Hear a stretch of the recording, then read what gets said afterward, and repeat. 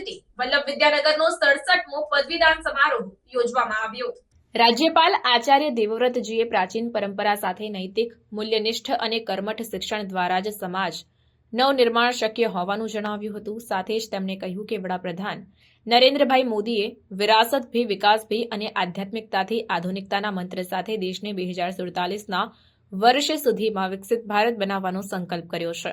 વડાપ્રધાનના આ સંકલ્પને સાકાર કરવા યુવાનો સહિત નાગરિકો પોતાના અધિકાર સાથે ફરજોનું પણ ઈમાનદારીથી પાલન કરી સહયોગ આપે।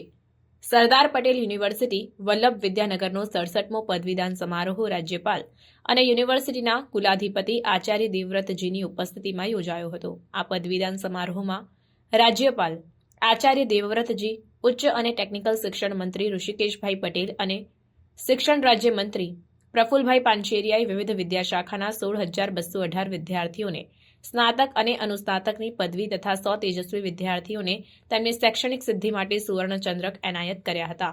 રાજ્યપાલના હસ્તે સરદાર પટેલ યુનિવર્સિટી દ્વારા સૌપ્રથમવાર પદવી ધારકોને ડિજિલોકરમાં ઓનલાઈન પદવી પ્રમાણપત્ર ઉપલબ્ધ કરાવવામાં આવ્યા હતા। અત્રે ઉલ્લેખનીય છે કે સરદાર પટેલ યુનિવર્સિટી દ્વારા અત્યાર સુધીમાં 3,90,766 વિદ્યાર્થીઓને વિવિધ શાખાઓની પદવીઓ એનાયત કરવામાં આવી છે। કાર્યક્રમના પ્રારંભે મહાનુભાવોએ સરદાર વલ્લભભાઈ પટેલ અને મહાત્મા ગાંધીજીની પ્રતિમાને પુષ્પાંજલિ અર્પણ કરી હતી।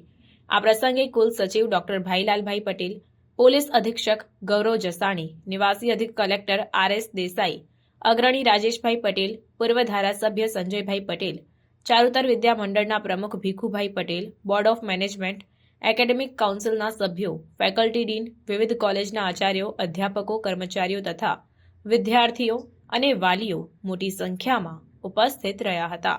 સાથે જ કાર્યક્રમને સફળ બનાવ્યો હતો।